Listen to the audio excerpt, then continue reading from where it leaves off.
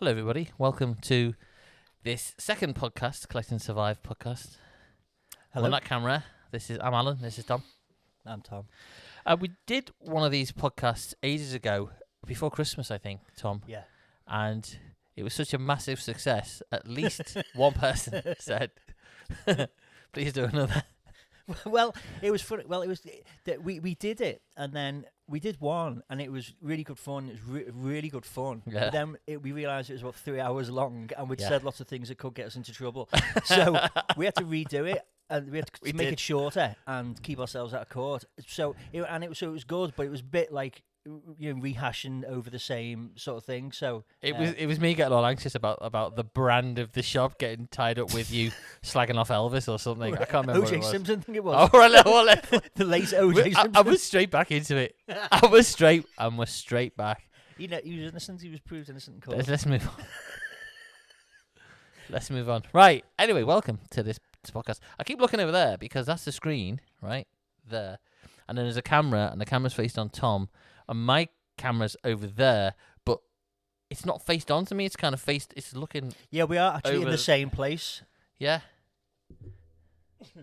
But I can't get my hand in. Oh, there. Hello. Look, I have to. Oh no. Oh, careful. Yeah, I have to. Virtually, Yeah. So it's all a bit odd. I mean, I haven't done one of these for ages. So what we're gonna talk? Do you want to? So I run a record shop in Liverpool. Have you got a flyer there? We're so well prepared. Look, I don't think you can't see that because I'm pointing at stuff you can't even see. It should be behind your head. Can you see that behind my head? Yeah. Collect and survive. We're not going to move the camera. No. You got passes a flyer from over there. Can you see on the? Just move the bowl of sweets. Just move the bowl of opal fruits, which I said to someone who was born in this century, and they just looked at me. Yeah. And then someone else in the shop was. Then we had the whole kind of marathon Snickers thing. Yeah. Anyway, I run this record shop. That's enough of that. So, we're only open on a Saturday now because I can't afford to do it properly, as in a full-time job. Or you can pull like a minimum wage. This is not what the podcast's about, actually. It's about something cool. But I'll just tell you about running your own record shop. Obviously, it costs money to have a physical shop, even when you've got like a very understanding proprietor downstairs and very philanthropic, really, and helps and supports it. It is still expensive, and you can't really pull a proper wage.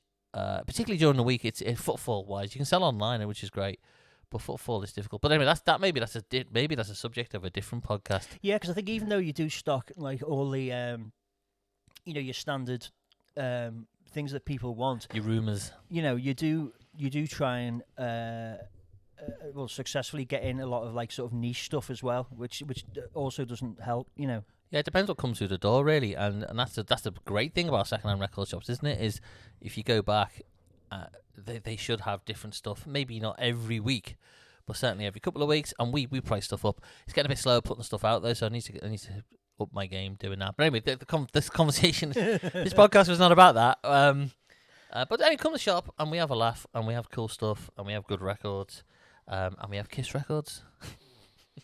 Yes. I got a big Kiss collection in, and Liam's Liam's coming to buy it. Hello, Liam. Is he? Yeah, he put it away. Then we had a big discussion because I just don't like Kiss. I just don't like the music.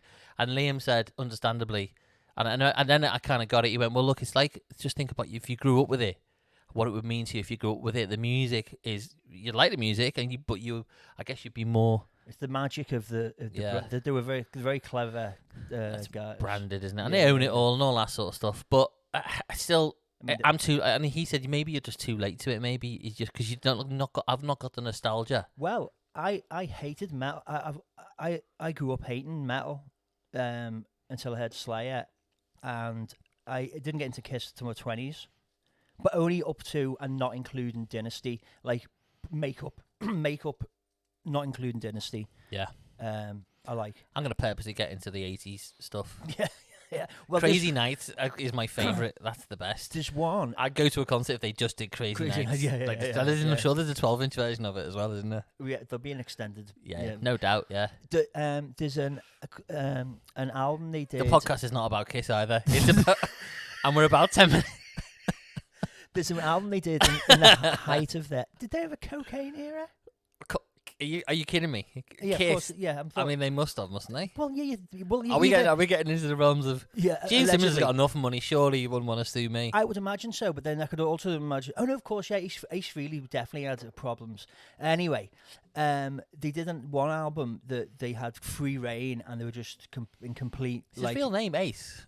Sorry. Go on. Yeah, no, he's just boss. Cuckoo guys, your baby. Why are you gonna? Space Ace. Ace is his middle name. It's because Space Ace Frehley, isn't it? Is he? Space Ace, yeah, he's the spaceman. Is his name Brian? I don't know. It's got to be Trevor, Terry. Yeah.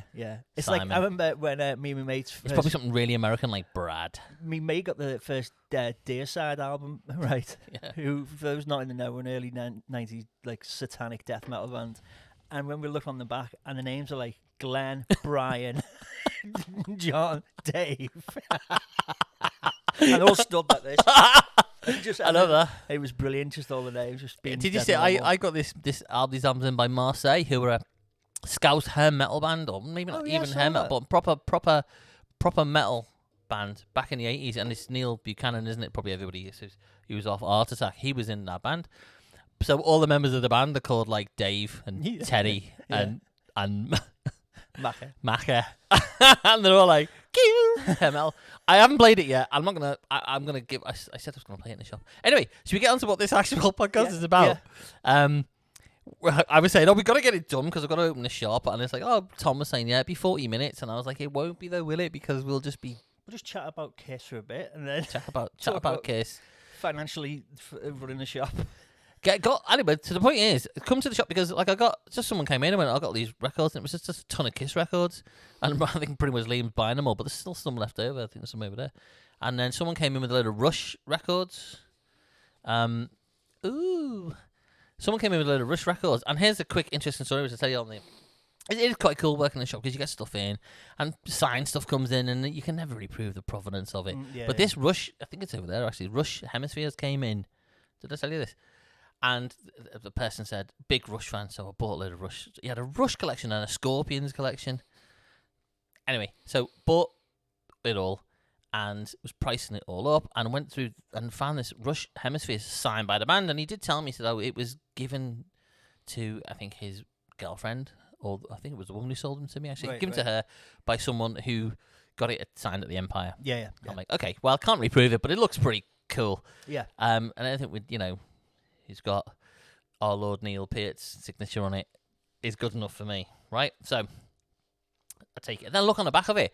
And I've got quite an unusual surname, right? Deeves, and it's an unusual surname. It's not the most common. And anybody who's got that surname up here is no doubt related to me. Yeah. And all my family are from Bootle, so then and there's a name on the back of it. And it was Deeves, and it was an address in Bootle. Yeah. And I was like, what? Yeah, it's one of your families come back. And we didn't know the dude because obviously families fall out, don't they? So, but I think it was like. I think my dad said it might have been one of his cousins or something. Oh, well. But, so that was cool to saying that. Yeah. Anyway, there's another 20 minutes. Are we actually recording? Yeah. Stop recording. Yeah. No. Recorded 8 minutes in. I think 10 minutes dicking messing about. That's all right. Finding your feet. It's like going to work. And as that famous Billy Connolly comedy sketch. He goes, when you go to work, because he starts his comedy sketches, doesn't he? He's just talking about whatever. Yeah. He just kind of talks about whatever he feels like. And I remember one from the 80s. He's like, I'm just getting going. And he goes, you don't go to work and go start. You go to work and scratch your ass, look out the window, read the paper, talk to your mates. Do you know remember the audience with Billy Connolly? Oh, so funny that was like that was like a staple. Like the jokes from that were a staple in our family growing up. Yeah. The comfy, the big slipper. The big slipper. And the prescription windshield. And the person looks back at the car, it's just a big eye. Funny dude. Really playing to our audience. Yeah. Anyway, here. What else has got? So, yeah, come to the shop. I would like to show you the shop. I'll put this video on the channel, and I do flick through videos, and I've kind of dropped the baton on them. They used to be weekly, and now I just do them when I can be bothered. I was going to try and do 2. Today I was going to try and do this, and then the flick through, but I haven't. So I'll try and do it next week. But we have loads of stuff, and we do put bands on. I haven't put a band on for a while, but we put them on the corner of the shop, and we're based in North Liverpool. And I've got a Discogs site, so if you want to go on there, and if you just want to send me a message. Then Should put some links in the. we'll put some links into the shop and Discogs, and we'll also put some links into what we're going to talk about, which is a shoehorn the way into what we're going to talk about. So here's what we're going to talk about today. We like to talk about music, and we like to talk about, we're not trying to be clever, but we like to talk about music that may go under-recognised or underappreciated. Yeah. But it's not trying to be, it's not like really difficult jazz where we go, you've got to like it or anything. No. And we're not trying to be pretentious, but we are trying to pick out music that we genuinely think is like just really amazing. And this really surprised me, this one. Yeah. I was expecting something. I was expecting to enjoy it, but then and it had some of what I expected, but then some of it was just mind blowing. Yeah. So let's talk about if you let Tom hold the CDs up. Yeah, you hold one up, I'll hold the other one up. I've got number 1. It's Working Man's Soul. Each one's a double CD. Is it? Why is this not white? I know it's not. I'm having struggling with my angles. If you want to win at snooker, come and play me, because clearly I have know nothing about angles. So look, these are CDs. It's Working Man's Soul, it's called, and this is rare funk's rock, soul, and jazz from the UK cabaret scene. So predominantly the 70s, and these are 2 CDs put out on this Licorice Soul Records music. But Licorice Soul. Yeah, and I'm not sure what year it is. 2009. Right now, I bought these when they came out. I remember showing people in work. I worked in some retail place. I'm going, oh look, I've got these great CDs. Absolutely, people just look at me. What the?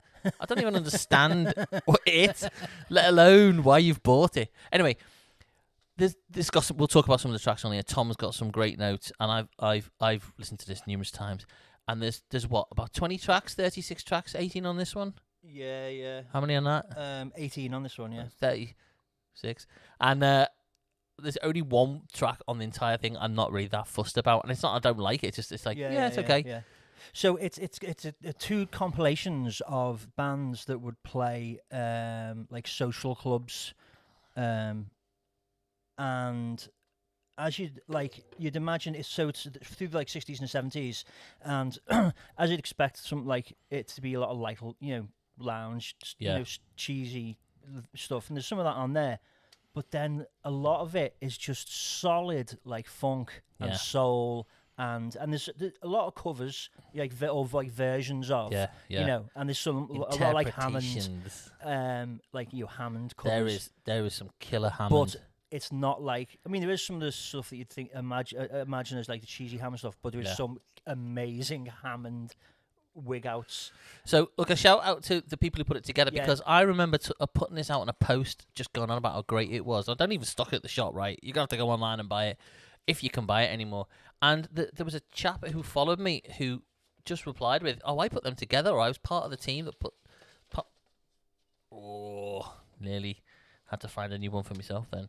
Part of the team that put it together, and I'm just looking for his name while Tom is going to give you a little bit more background about it. So I imagine if anyone is watching it all, they're probably going to be around our age. But we're sort of talking about the sort of 60s and 70s. This is based around, and obviously it's very, very. I was born 77. You were born a bit earlier than me. Yeah. 72. So you'll be a bit more aware. But it was a very different time, and music was dominated by like a few major labels, wasn't it? And they they had a strong hold on everything, and any like if you wanted a career in the recorded music, you wanted to be put your own music out. You had pretty much had to go and sign to a label, because that's the only way you'd be able to afford the promotion. And that's it's a business, isn't it? We're not telling anybody anything they don't know, other than that's what you had to go and do. Or you'd be a session muso, and obviously people would make livings out of performing when there was, I guess it was things like discos and stuff, but still, there was still in that era of people expecting a band to be on, rather than just going and it being, phones off, etc. But I think, Tom, you were telling me as well, the other thing is that the laws about performance and the kind of the control and copyright and the musicians union was so nailed down in terms of things like performance. I know there's old people talk about like being on top of the pops, and you couldn't have anybody who wasn't in the band like standing on the stage or any of that sort of stuff. You had to be there, and you had to. Well, didn't they have to record it? They had to like then they'd sing. Eventually, they sang live, but I think they had to go in and re-record sort of something the like song, that. Yeah, and then they'd sing along. Yeah, they'd sing along. We haven't prepared for that bit. Obviously, we're not. We're just. But we're giving you a bit of background, and then we're going to get into talking about some of the tunes. So these things came about, these sort of bands, because there's a few major labels who had a strong hold on like all recorded music. So there was these kids who grew up in the 80s and 90s will remember the Mecca bingo halls. Yeah. Well, before that, 16s, 17s, they were the nightclubs, and they were pretty much every town had like a Mecca nightclub. Yeah. And that was, I mean, obviously there was little places and more like niche places, but pretty much, you know, if you wanted to go out for a night out, you went to the Mecca dance, you know, and that's where. If you keep saying it in Scouse accent, Mecca. Everybody will understand. Yeah. And that's where all the big radio DJs of the 80s got the start in the 60s, 70s, playing DJing at the Mecca, you know, clubs. DJing at the Mecca tonight, lad. Yeah. Get on that. But times were like hard, like people had no money. So like if you how's like, your dog doing? You go to the Mecca club in town, or the rare occasion. Every time you say Mecca, I'm just gonna go. Or sometimes there'd be like a live band who'd come through, but that'd be a rarity, and that'd cost a lot of money, wouldn't it? Because it wouldn't be like, you know, it'd be like in a big band playing, you know. And this is like when you go out for entertainment, right? And it wasn't all just going to see racist comedians and, you know, not even really being able to say anything because of the smoke. Yeah. But it was about hard bands, hard working show business bands, going round, and you'll hear all these old, like, you know, aged old rock stars talking about when they used to go around their Luton van and go around to clubs, and that's what happened. And I remember even when I was. And you've been on the road a little bit, but you know you've done that, and I did it for like a summer in a band that nobody cared about, but and it wasn't Mecca bingos. But the point is, there was still an appetite to see bands, small bands in small venues, and you'd have to get in a van and you'd have to drive down to bloody Walthamstow or whatever. For some reason, the band I was in, we were popular in Walthamstow, very big in Walthamstow, massive in Walthamstow, and we played there about. Anyway, but you'd have to get in the van and go, wouldn't you? And there'd be an appetite for it, and it was tough work. And all these people had all these, no doubt, didn't necessarily want to settle in and have that as their career. No, not like the lyrics of Sultans and Swing, where he was quite happy playing his guitar, right? You know what I mean? Yeah. Or some of them probably had. But they wanted to try and break out. But I think the thing I'm driving to is they were all like, they're mega talented, and that's why you should really hunt out these records. LicoriceSoul.co.uk, if it's still around. That's the website to go to listen to some of this stuff. .com, I think it is. Okay, .com. .com. Licorice Soul, SOLE. Is it? No, I can't. No, it's SOUL. Yeah. What an idiot! Who's done the research on this? But the thing, go to that I'm website. Trying to paint. It says .co.uk here. Oh, does it? It might change between 1 and 2. Can you say how much preparation we've done? Tom has done loads. I have. And so I was sort of trying to paint a picture of the era. Like, it was, entertainment was minimal, like, compared to it's just a completely different world to where we are now. I mean, imagine, again, if anyone's watching, they're probably fairly aware of the difference in you know, in and is it when everything. people who were they would go out on a Friday or Saturday night? Yeah, so, well, because people... To a club to see... Each town would have its main employer, which would be, like, the factory or the mine or the mill or, you know, whatever. The magic factory. Yeah, most people The dream factory. Most people would work there, and that's what that town would be centred around. The docks. The factory, the dock, the whatever. And because the unions were so strong back then, as Billy Bragg said... we're just talking about, you know, working on the docks, Bon Jovi, the unions, but Billy Bragg. I mean, everything is great, isn't it? Because this is why music is amazing. Let's just pause a minute. Because everything you talk about in life, everything is... That's why it's beautiful, because it's... Most music, there's something commonality that draws you in. Not like Kiss records, which is obviously like living on Mars. Also, never mention Bon Jovi has been beautiful, apart from his hair, I guess. You're kidding, aren't you? Like, New Jersey's an unbelievable record. Is it? It sounds like... It is, Tom. All right, and I'll give it a listen. But I've Well, never... you're not because you hate them and you're prejudiced, mate. No, I am very against. All right, I'm a snob. Your Bon Jovi to you is probably like Kiss to me. Right, yeah. Yeah, I just don't see. Nah. Yeah. Yeah. But I'll give it a go. We should do that. We should have a podcast where we're just talking about, like, what is it trying to convince? Look, he's just like uncomfortable talking about Bon Jovi. We should just be trying to go, yeah, because you hate Iron Maiden as well, don't you? Oh, He hates Iron Maiden, and I get it. I think Iron Drivel. Maiden are like very much like Kiss. It's all panto, innit? yeah. Are But at least Kiss songs are like 3 minutes long. you kidding me, mate? I mean, they are, but the Rime of the Ancient Mariner, it's like, what else do you want? It's got Samuel Taylor Coleridge, whatever his name is, poetry, right? Right. And it's epic. How long is it? It's about I think. Well, I only ever listened to the live version. That's about 8 minutes long, I think. What about Phantom of the Opera? The Lucasade advert, Daley Thompson. That's about 7 or 8 minutes. It's a brilliant tune. It's still, yeah. I just don't like. I just don't like all the.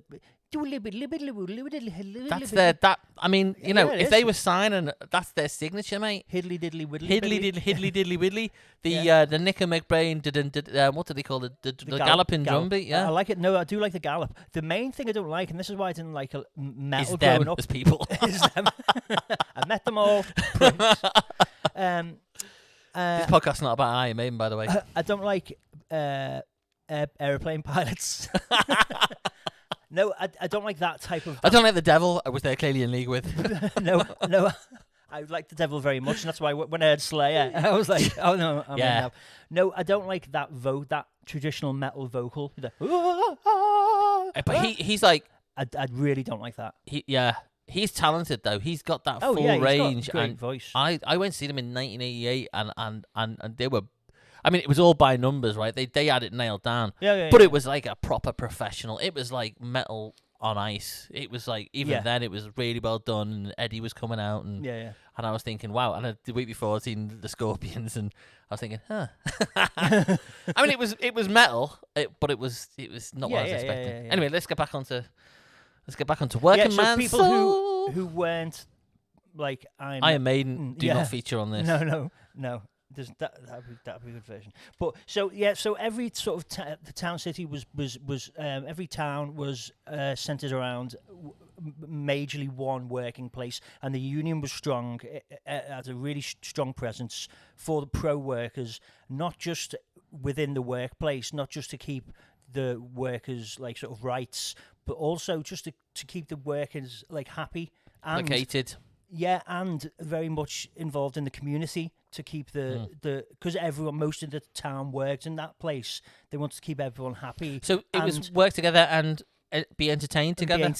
Yeah. So they'd have these clubs, these social clubs, which were known as working men's clubs, because at the time that we were in, men went out to work, women stayed at home. Mostly, that was that era. And so these working men's clubs, so they went, and because of the major labels having a stronghold of everything, they could only play a certain amount of pre-recorded music. Oh, really? So yeah, it was illegal to play anything more. And I'm not sure. It doesn't say. It just in the notes, it just says I can't remember the word, but it just says a minimal amount of pre-recorded music. Oh, so okay, I get it. Like so the records or yeah. They couldn't put anything, a few 7 inches on or whatever. So when people went out, they expected entertainment. So they had bands playing. Yeah. So they had these bands. You'd have a band come and they play mostly covers. Yeah. Because the people wanted to dance to stuff they knew. They might throw in an original or two, but pretty much they're going to be playing the hits of the day. And these bands would become popular. Didn't want your sort of Afro chime, polyrhythmic interpretations on your electro sitar. Yeah. So get down on this, lads. Boss. Eric Dolphy was not booked. I'm gonna do Out to Lunch in its entirety on me electro spoons mecca. Pint of bitter. Tonight we're going to be doing Pint of bitter there. We're going to be playing Lumpy Gravy in its entirety by the Mothers of Invention. Who's that band that nobody? Henry Cow. Oh yeah. I bet you there'd be one dude sat there going, "Oh God, this is great. This is a really good version of it." Hey, you know what? While we're talking about working men's clubs, did I not play you the, all that kind of joke about working men's club singers and all that came out of Vic Reeves? I think it came out of Saturday Night Live. There's a Bill Murray sketch, isn't it? Nick, the lounge singer. Yeah. He does Star Wars. Yeah. It's phenomenal. Yeah. But then there's a CD I've got that came out of a tape, and it's Star Turn. Have you ever read Star Turn? No. Yeah, so Star Turn is based in a northeast club, and it's him doing interpretations of it, and it's all like, it's all that. But that came out way before Vic and Bob were doing it. And I remember getting that. Honestly, it was just the funniest thing, and it was all like the meat raffle and all that sort of stuff. And that's what you think of when you think of these bands, these working men's clubs. You think of the crooners, or like the wannabe crooners, but they're awful, and just like crap bands. Yeah, and that's why there's a piss tape, because it's all meant to be people in velvet suits like that. Like that Only Fools and Horses episode where he's got the lisp or whatever, and he's singing, and it's not, is it? This is why we're bringing it to you. No. However, no. I didn't mean to do that, Link, but it's not. There are, so we get into some of the actual. Sorry, I keep cutting you off. This is the problem. That's pretty much. Tom does the homework, and then I just like talk all over him about why he doesn't like Iron Maiden. No, the most of the notes I made were just on the sort of show the two people that are going to watch this. Me mum and who else? So, this is me, little. Tom's done. This is. I'm not shaming him. He's done some amazing notes. You see. Originally, I started writing like essays worth of stuff, and then started doing thingy notes, and then I fell asleep. So I just basically made notes on the era and like to lay out like where this came from and why these the importance of these bands and the importance of these clubs was there was such a social thing that everyone from the local town would go to these on a Friday or Saturday night because they'd worked all week and everyone worked the same place, so everyone went, and so with the wives or whatever, and everyone spent time together, and then these bands would play, and some of them would get real pop. They do the circuit of all the working men's clubs, and some of them get real followings. In certain places they get popular. I imagine that at first they'd have one or two bands who'd be coming back, and then regular, because they just do what people enjoy listening to, and they're either on in the background or they're dancing. But then eventually, because some of these bands became so popular and people enjoy going to see them and whatever. That's how Glastonbury started. yeah. There's a tent for it in Glastonbury. I bet you there's a tent this year. Worker Men's Club. But it wouldn't be called Worker Men's Club. Wouldn't be called. But there was one. The Workers United. There was one time when tent. One of the full of estate agents. One of the working men's one of these clubs. One of the bands was on, and there was a young man at the back called Bruce Dickinson. No. And he went on to change the world with tales. Did he not direct with Delaney? That's not him. That's Bruce Robinson. Is that Bruce Robinson? No, he was the guy with the chin, and he was. Anyway. Okay. But anyway, but some of these bands become so popular that people wanted to take home. They wanted to listen to them at home. Like, they enjoyed it so much. They wanted to take music to listen to at home. Oh. Of these bands. Yeah. So they'd have what they were called then were private. What were they called?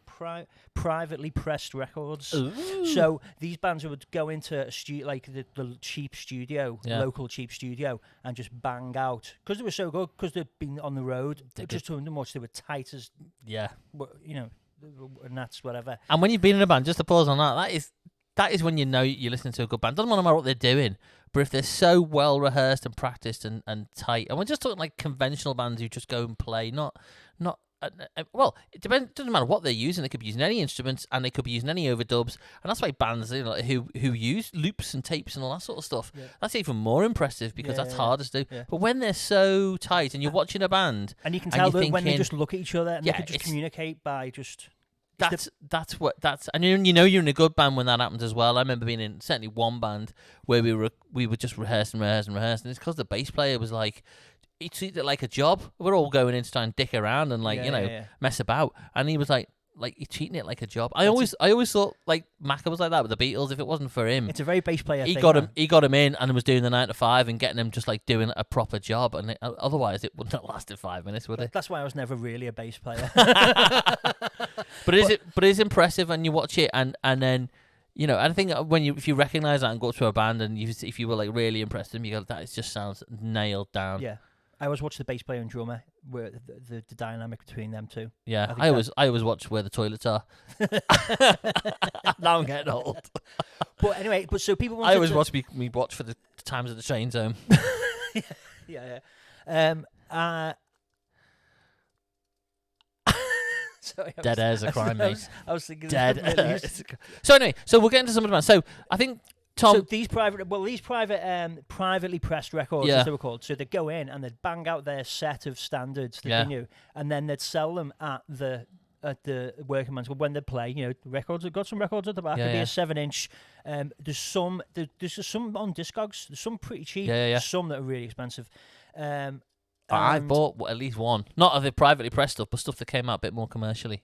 Oh, well, I nearly bought one, hoping it would arrive for this privately pressed one, but I just couldn't. I've definitely, on the back of this, gone and looked online for some, and I bought one. Yeah. Because it was just so incredible. So, so look, the thing is, obviously we're not playing any of the music because we don't want to... We just want this to be up and people can watch it and listen to it. So we're going to encourage you to go out and find these CDs and just come into the shop. And obviously, I can't record them for you because taping is killing home music. But home taping is killing music. But what we can play them to you in the shop, and you should be able to find them online. And you should be able to hunt out some of these. Tell you what we'll do. We'll put the track list in. We definitely will put the track list in. Definitely look up John O'Hara. John O'Hara and the funky. We'll get into some of the artists in a minute. How much time have we got? The famous O'Hara Playboys. We're gonna get into some of the artists. We'll walk through the artists, in fact, and we'll pick out some of our favourites. And but we'll put the track list in, and you should go into it. And some of these artists, I don't know if any of them are still going, but some of them went off and had other careers. There's a dude who was an actor off Brookside, isn't there? Yeah, and he's in there. Yeah, I'm sure. And it's not all Liverpool, by the way. It's not all Liverpool bands. It's from all over the place. It just so happens to be. That's one example. I'm sure there's people who went off to do all kinds of things. Which one have you? You've got number one? I've got number one. Right, so we're only 25 minutes in. We might even talk about some of the tunes. So look, we'll talk through some of the... Should we talk through some of the artists? Have you got any notes on any of these artists? I've definitely got some. I started and then I got too much control. Reading up on nonsense. So it kicks... I know it kicks off with Alan Randall, the work song, and that's... really good. Honestly, they're all amazing, and there's some Deep Purple covers. Let's go through some of the songs. My favourite is on here. So John O'Hara and the famous O'Hara Playboys do Funky Nassau, it's tight, isn't it? Yeah. There's also a version of Watermelon Man. So you've got a little bit of What would you call Watermelon Man? I'd call it like soul, but it's got a Caribbean edgy. It's not. What is it? Soca, is it? Is it Soca? Yeah, I don't know. Light My Fire, Chain of Fools, Time Is Tight, right? Time Is Tight by Booker T and the MGs is just a killer track, full stop, isn't it? That's the one on the beginning of the Blues Brothers, and that is like by a country mile the greatest Booker T track ever. Obviously, kills bloody Green Onions is brilliant, but Time Is Tight is tight, and it's done by Keith Lloyd. Now Keith owns Time Is Tight by Booker T and the MGs. It's absolutely killer. Coming Home, right? So Bob Bernard Quartet, Coming Home Baby. I'm pretty confident that Coming Home Baby. Right, you kill some time while I'm just reading up because this is how much research I haven't done any research. Coming Home Baby. So when I was doing research on the sort of the era and the landscape of how these bands sort of emerged and how these recordings sort of came about, I just had these on in the background playing. So and the amount of like amazing bands that I would make an effort to go and see, not just like. If you went to the local pub and they were on, you're like, oh these are all right. Yeah. I'd buy stuff. And these are professional musicians. These were people who were hustling to make a living out of being ultra talented. Just quick on Bob Bernard. I can't remember if Coming Home Baby is the Mel Torme version of. I think that's I'm Coming Home, so it's not that. I'm getting mixed up. If you do get a chance, go and listen to Mel Torme doing I'm Coming Home. It's a mod standard. All right. And it's a great track. You may think Mel Torme. I'm coming. If you go, before we go, it's behind you. Do you see those Impulse CDs there? Don't worry, don't move, Tom. It's fine. I've got a copy of it. I'm coming home. That is anyway. But here's a little. These it's got so much great. I don't know what Bob. Tom, look, I'm putting it on your camera because I'm sorry. I'm trying to work out the camera. But look, the notes are phenomenal. So this is just one example. Bob Bernard, Coming Home Baby, taken from his 1975 Pinnacle LP, At the Ashes, PLP A308. I love it when you put this. That's what I was looking through on Discogs. Bob Bernard received his musical training during a 9-year stint in the Shropshire Light Infantry Military Band. He went on to play in various clubs in London's West End before moving to Kent, where he became a resident band leader at the Ashes restaurant in New Ash Green, with the Bob Bernard Quartet playing 4 nights a week. So it's not just clubs, it's like in things like his own restaurant. The Ashes were packing them in for dining and dancing. This just sums it up. It's perfect. The Ashes were packing them in for dining and dancing. Bob played Hammond organ and flute. Teenager Steve Bennett played drums, and restaurant manager Colin Borner, who had a few hits with early 1960s band The Barons, played guitar. The Barons. This is brilliant. Diners at the Ashes soon began asking if any recordings of the quartet were available, so a friend called Eric Radcliffe, then the art tutor at Goldsmith College, later to become a cult 1980s pop producer and engineer. But this is everything you want. Offered Bob time at his newly assembled studio. The owner of the Ashes restaurant kindly put up the money to manufacture a record. So At the Ashes album was laid down in 1975. Of course it was laid down. In one long session. Just yeah, let's do it. On Eric's 4-track recording studio in the cellar of his house. The tapes were taken to the Pinnacle Electronics pressing plant in Orpington, where only 1,000 albums were pressed. All were sold at the restaurant. Wow. Nowadays, Bob Bernard teaches music around schools in Kent. Has recently written a book on jazz improvisation called Let's Get Started! ! Nice. And he continues to play with a jazz band on a regular basis all over the south of England. Let's give it up for Bob. Bob, you're an absolute legend, and we are not joking. We absolutely mean this, because the stuff on giving Bob a ding. Yeah, Bob gets a ding. It's all killer stuff, but that is a great example of what people were doing, and it's all about their love for music and their talent and their desire to put stuff out, and now people are doing it now. I mean like Liam, again, one of our friends, he prolifically puts stuff out, and I thought, yeah, I've written songs and I could record stuff. I'm so lazy. But he gets it done. So the point is, people with a love and a passion and a drive they just do it. And they produce some amazing results, like Liam and Bob Bernard. Yeah, the two names. The two names that should come to your lips when you're talking about music. Cool music is Liam. I don't know if I said this Bob on the Bernard. last podcast, but Ian Mackay from Discord Records, friend of the shop, said he said it's not something that we do for fun. It's just something that we have to do. You know, it's just there's something we've got to get out. You've got to do it. We've got to play music. We play music because that's. I think I'm probably more on that. I'd like to play in front of 70,000 people on stage. So I'm a bit less like that. At least I'm owning it. At least because if I was like that, I would just do it and produce stuff. I'm a bit lazy. I know I've got it in me, and I've definitely done music, produce music, and I noodle all the time. But the actual, maybe I just lack confidence. But the trying to lay it down, I don't feel. I'm just being honest. I don't feel the urge to have to get it recorded now. Maybe we should get Liam on, because Liam is so prolific. You can tell he needs to get that out. And that's beautiful, really, because it fills the well full of all this stuff like this that you can go out and hunt down, and and we absolutely totally encourage you to go and find it. Couple of killer. So that's on that CD. On the other CD, couple of killer tracks. What have we got? Oh, this is great. This has got a version of Black Knight by a band called Fantasy, and it's unbelievable. This has got the one track on I don't really like. I can't even remember what it is. Funky Stuff, Super Strut, Can't Get Enough of Your Love. That's a cover, isn't it? Easy Living, Sundance. The Superstition is a cool version. Yeah, it is good. Yeah. You're the Sunshine of My Life. Long Train Running by the New Jersey Turnpike, who were probably from Bolton. I don't know. Sax Bap by the Wigan Youth Orchestra. I think that might be the one I'm not so keen on. I'm not sure. Excuse me. Fur Release. Agua da Beba. I pronounced that perfect. Soul Man by the Black Abbots. Gary Alcock and the Midland All-Stars. BB, Norwegian Wood. Tracy Jones, Aquarius. We're going to come back to Aquarius. Social Values, City Slickers, and Brass Foundry doing Untitled. That's their Eric Dolphy jazz. That's their jazz exploration. It's my favourite. This one's written by Untitled. Untitled. Part 3. So, what were you going to go out and buy? What record on there were you going to go out and buy? Oh, do you know what? I can't remember. Yeah. I can't There's remember. a few I've got on in my wants It list was one in that was Discogs. 10 quid.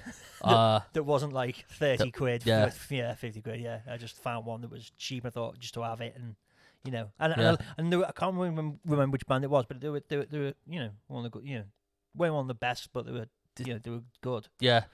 It's a shame we can't just play the music, wasn't it? It'd be obviously more professionally set up if we were just like, yeah, here's a listen to it. But we're not, so you're going to have to go out and find it yourself. We're going to have to pack this up in a minute because I've got to open the shop. But I just want to talk about this record. Do you want to talk about anything else? No. Iron Maiden, Kiss. God. So when I got these CDs in, I immediately, there's one track on it by Brian Sharp, right? Brian Sharp is a Hammond player, God. and he does a version of Aquarius, and it's got the most. I'm getting goosebumps genuinely thinking about the drum break in the middle, and he does this kind of staccato Hammond top playing over in like the I guess it's the middle eight, but it feels like a middle eight bridge type thing. Yeah. Honestly, I don't know why the Beastie Boys haven't sampled it. Maybe. Well, this is one of the things that really made me think about this. This stuff is like crate digger heaven. For those who don't know the phrase crate diggers, people used to hip hop DJs used to go through records to buy to find obscure things that had drum breaks in. It's like how the Incredible Bongo Band got to be a famous record, isn't it? Yeah, and people used to find like old Disney records and stuff that they had these great breaks in. There's a couple of compilations, isn't it? Isn't that? Isn't that Superfood label? Have I got that right? There's one called Shaolin Soul 1 and 2, right. all like from hip hop things. But I mean, back in the day, it was like a no-no to advertise who the thing was. Right, it was because it was your break. You didn't want anyone else to have it, and a lot of the time they didn't have permission. Yeah, of course. That's why we only had Paul's Boutique on in the shop last week, and it had honestly the samples in Paul's Boutique. That's one of the famous ones of that and 3 Feet High and Rising. They've got like them. Yeah, they've only just been able to reissue 3 Feet High and Rising, and it's different than the original. Because, is it? Yeah, the Trogs sued them, didn't they? Oh, did they? Yeah, because of like. That's maybe our next podcast is on interesting samples in records. We'll try to do them more frequently. I think we should do them once a month. We can get into it. Anyway, look, we're gonna have to wind this up because we've got to go and open the shop. 42 minutes. We'll try and get to 45 minutes. But anyway, so on the back of that, I went out and bought this record, which is that cover is Brian Sharp, mainly Hammond. Right, this is not an expensive record. Now, I looked up Brian. There he is. And he's honestly, it's absolutely amazing. And he plays this. Just the cover's amazing because they're all like capacitors, aren't they? So I'm not quite sure what that looks like an amp and capacitors, and I'm not quite sure if that's what's going on there. But it's mainly Hammond, but it doesn't look like a Hammond organ to me. But anyway, so he does this version on here, and you know what? I've not even listened to the rest of the album because I was that keen on just having this version of Aquarius. And it's Aquarius from Her, right? Yeah, it's the age of Aquarius. Yeah, and it's that, and I don't even like that record. No, really. No. However, yes, I can't. You can see that we like lots of records on these albums, but that is just stone cold. Yeah. Absolutely stone cold killer. Yeah. And you've got to come into the shop and give them a listen. So, hopefully we've wet your whistle. Thank you for both of the people that we've watched. Yeah. Thank you for the super thanks, Mum. Thank you to there was I was saying before that on the last video there was like, you know, one person comments. Yeah, but there was one person that commented who we don't know, and you said, "Oh, thank you, I enjoyed that." So whoever you are, if you're watching this, thank you very much. That was really nice. Seek help, because we genuinely, we're just doing no thanks. We're just doing this for our own messing about purposes, and we quite enjoy doing it. And so we've done 2 of these podcasts now. We did one before. What was that on, Tom? That was on background music, what is commonly known as Muzak. Yeah, and again, Tom did his own work on that, and that's really worth watching because. And again, shout out to the I've forgotten the name of the podcast.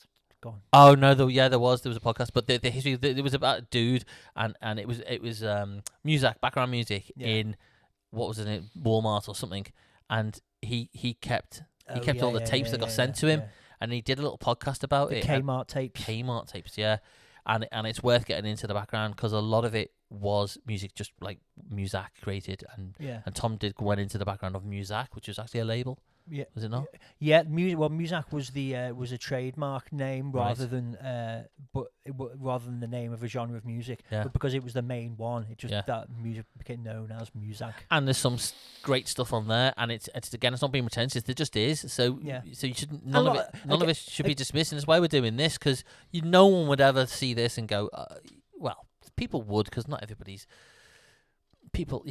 I don't want to insult people by assuming that only us have got this insight. Not at all. It's just we just want to bring it to light. Yeah, Sorry, go on. A lot of people aren't as curious, or they'll see working man's club stuff and just think again it's going to be a croony, cheesy croony thing. I mean, some of it is cheesy. There's a bit of cheese, and there's also some American stuff I've seen as well. Yeah, I like that label, Numero label, and they've definitely put something out, and they've put it out in the style of this, and I'm not quite. I've got it. I've not even really given it that much attention, but I think it's a similar thing. But I think I'll